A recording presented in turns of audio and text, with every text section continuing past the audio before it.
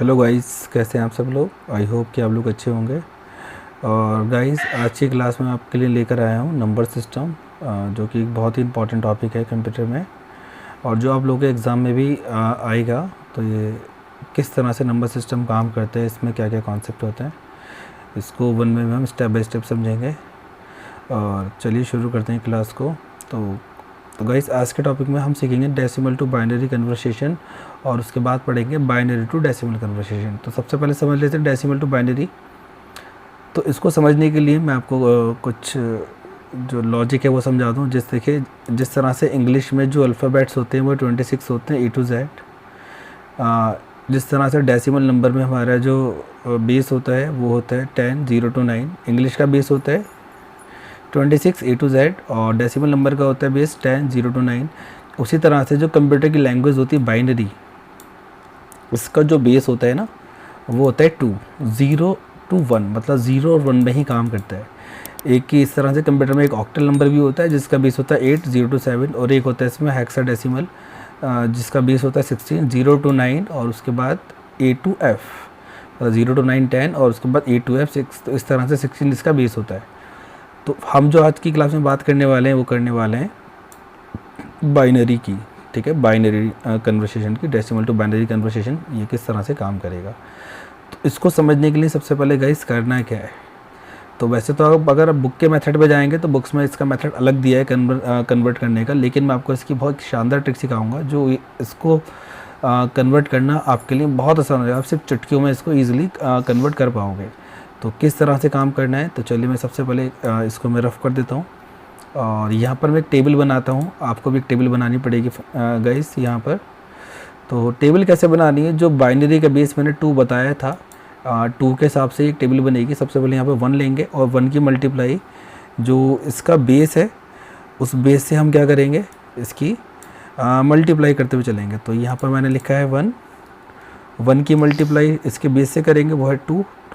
फिर इसकी 2 की मल्टीप्लाई 2 के बेस से बाइनरी के बेस से करेंगे तो 4 आएगा। फिर 2 की 2 से करेंगे 8, फिर 8 की 2 से करेंगे तो 16 आएगा, और 16 की 2 से करेंगे 32, और फिर इसकी 2 से करेंगे 64, उसके बाद फिर 2 से करते तो 128। टेबल चाहो तो हम और आगे बढ़ा सकते हैं, डिपेंड करता है कि हमारा डेसिमल नंबर क्या है जिसका बाइनरी नंबर निकालते हैं। अगर डेसिमल नंबर 128 से एबव है तो टेबल को हमें एक बार और 2 से मल्टीप्लाई करना पड़ेगा। तो फ़िलहाल हमारा नंबर जो है 128 के अंदर है, तो हम भी इसी से काम कर लेंगे। तो चलिए कोई भी एक नंबर ले लेते हैं जिसका हम जो बाइनरी नंबर जानना चाहते हैं कि वो बाइनरी नंबर कैसे निकलेगा। तो फॉर एग्ज़ाम्पल मैंने यहाँ पर लिया है एक नंबर जो है 50 एक मैंने नंबर लिया है जिसका मैं बाइनरी नंबर निकालना चाहता हूँ, ठीक है गाइस। तो 50 को जो बाइनरी नंबर है वो आप किस तरह से निकाल सकते हो। तो गाइस, सबसे पहले करना क्या होता है, सबसे पहले आपको ये चेक करना है जिस नंबर का आप बाइनरी नंबर जानना चाहते हो उस नंबर को इस टेबल में आप ढूंढना पड़ेगा कि वो नंबर टेबल में अगर प्रेजेंट है तो सिंपली उसको माइनस कर दीजिए। अगर वो नंबर इस टेबल में प्रेजेंट नहीं है, मतलब वो नंबर जिसका हम बाइनरी नंबर निकालना चाहते हैं, कैलकुलेट करना चाहते हैं, अगर वो नंबर टेबल में हमें नहीं मिलता है तो उस नंबर से छोटा नंबर हमें ढूंढना पड़ेगा। इट मीन्स उससे लेस देन नंबर। तो 50 तो इस टेबल में नहीं है, तो हमें क्या करेंगे, 50 से जो छोटी वैल्यू है, जो 50 से लेस देन वैल्यू है, वो हम टेबल में देखते हैं। तो आई थिंक 50 से जो छोटी वैल्यू है, जो लेस देन है, वो 32 है। तो इस 32 को हम क्या करेंगे, इस 50 में से माइनस कर देंगे, और माइनस करने के बाद जो आंसर आएगा वो यहाँ लिख देंगे। रिमेनिंग बैलेंस हमारा 18 आया। अभी हमने माइनस किया है 32। अब जो नंबर हमने माइनस किया है उसके नीचे हम एक 1 लिख देंगे। ऑलराइट, उसके बाद क्या करना है गाइस, आपको इस 18 को फिर कंटिन्यू करना है। अब हमें 18 को इस टेबल में देखना है, या 18 अगर वो 18 या तो इसमें होना चाहिए, अगर 18 नहीं है तो 18 से लेस देन नंबर हम इसमें देखेंगे। तो यहाँ टेबल में 18 तो नहीं है, लेकिन 18 से छोटा नंबर है जो है 16, तो हम माइनस कर देंगे 16 और रिमेनिंग आ जाएगा 2। अब जो नंबर हमने माइनस किया है उसके नीचे 1 लिख देंगे, तो मैंने यहाँ 1 लिख दिया। उसके बाद हम 2 को कंटिन्यू करेंगे। अब देखते हैं कि 2 इस टेबल में है, बिल्कुल 2 इस टेबल में है। जब हमें इक्वल नंबर मिल जाता है तो लेस देन नंबर की हमें ज़रूरत नहीं पड़ती है। तो यहाँ पर 2 - 2 कर देंगे और इज इक्वल्स टू 0। बस हमें से 0 पे लाके छोड़ देना है, ख़त्म कर देना है। अब 2 हमने माइनस किया है तो 2 का नीचे में 1 लिख देंगे। अब यहाँ पर करना क्या है, अब राइट साइड में जितने भी यहाँ पर सेल खाली हैं इन सब में 0 फिल कर देंगे, 0 0 एंड 0। तो फाइनली जो 50 का बाइनरी नंबर था वो हमने कैलकुलेट कर लिया है गाइस, जो है 110010। अब इसको चेक करने के लिए हमें क्या करना है, हम यहाँ पर एक कैलकुलेटर खोल लेते हैं कंप्यूटर में, और यहाँ पर हम एक नंबर लिखते हैं, बाइनरी डेसिमल नंबर टाइप करते हैं जो है हमारा 50, और इस 50 का हम यहाँ पर बाइनरी नंबर चेक करते हैं कि हमारा आंसर सही है या गलत। तब क्लिक करेंगे तो कैलकुलेटर ने बताया है 110010, जो कि हमारे आंसर से पूरा मैच हो गया है। तो कितना आसान है ये निकालना गाइस, ये ट्रिक बहुत आसान है, आप भी इसे एक बार ट्राई करके घर पे प्रैक्टिस कर सकते हैं। चलिए मैं एक और एग्जांपल लेता हूँ आपको समझाने के लिए। तो मैं एक किसी और नंबर का यहाँ पर बाइनरी नंबर निकालता हूँ, मैं इसको रफ कर देता हूँ पहले। तो चलिए गाइस यहाँ पर हम क्या करते हैं, यहाँ पर अब हम एक नंबर ले लेते हैं, जो नंबर है हमारा 140। अब 140 नंबर जो है 140 से यहाँ पर छोटा नंबर देखना पड़ेगा, 140 तो टेबल में है नहीं। अगर मैं इसकी 2 से मल्टीप्लाई करता भी हूँ तो इसके लिए नेक्स्ट आंसर 256 आ जाएगा, 256। तो यहाँ पर 140 जो है हमारा 140 तो टेबल में नहीं है, तो 140 से छोटी वैल्यू कौन सी, वो हमारी 128। हमें क्या गाइस माइनस करना है, इसमें से 128 को माइनस कर देना है। तो हम इसमें से 128 माइनस कर देते हैं। अब जो रिमेनिंग आंसर हमारे पास आएगा वो हमारे पास आ रहा है 12। अब जो हमने माइनस किया है उसके नीचे 1 लिख देंगे। अब गाइस हमें देखना है कि 12 टेबल में है नहीं, तो 12 भी टेबल में नहीं है, तो 12 से छोटा नंबर कौन सा है हमारा 8। तो हम 12 में से अब 8 माइनस कर देंगे, रिमेनिंग आंसर हमारा 4 आएगा। तो अब हमने 8 माइनस किया तो 8 के नीचे 1 लिख देंगे।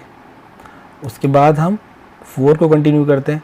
अब 4 टेबल में है, जी बिल्कुल है। जब हमारे पास इक्वल नंबर मिल जाता है तो लेस देन की ज़रूरत हमें नहीं पड़ती है।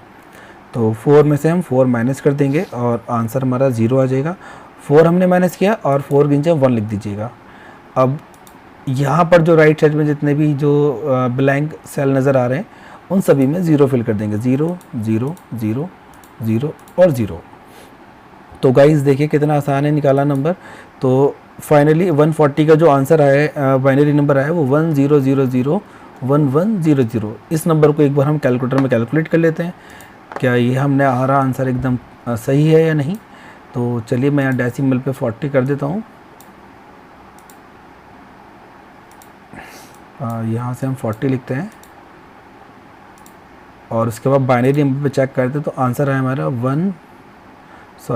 एक सेकेंड, हमारा डेसिमल नंबर 140 है, 140। और बाइनरी नंबर चेक करते हैं 10001100। तो गाइस देखिए हमारा आंसर पूरा मैच हो चुका है। तो कितना आसान है इसको कैलकुलेट करना। चलिए गाइस अब हम सीखेंगे, आई होप कि आपको डेसिमल तो बाइनरी क्लियर हो गया होगा।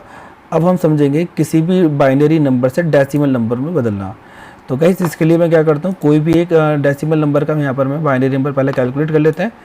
तो मैं यहाँ पर कोई भी रैंडमली नंबर ले लेता हूँ, मैंने यहाँ पर 84 ले लिया फॉर एग्जांपल, और इसका बाइनरी नंबर हम ले लेते हैं। इसका बाइनरी नंबर है, यहाँ हम नोट डाउन कर लेते हैं, इसका बाइनरी नंबर है 1010100।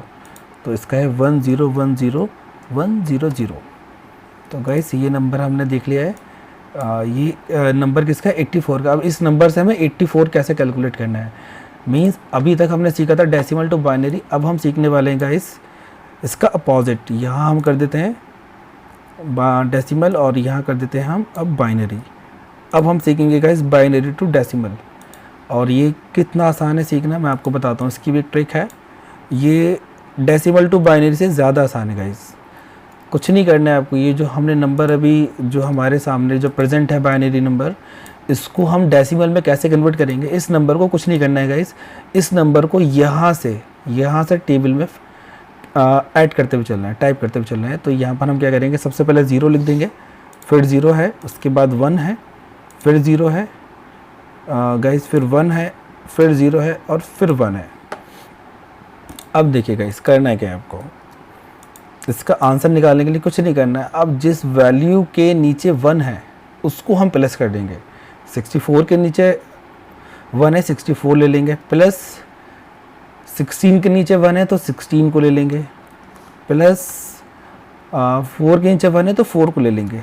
अब गाइस इन सबको आप प्लस कर लीजिए, और जब आप प्लस करेंगे तो आपका आंसर आ जाएगा, जो नंबर है हमारा 84।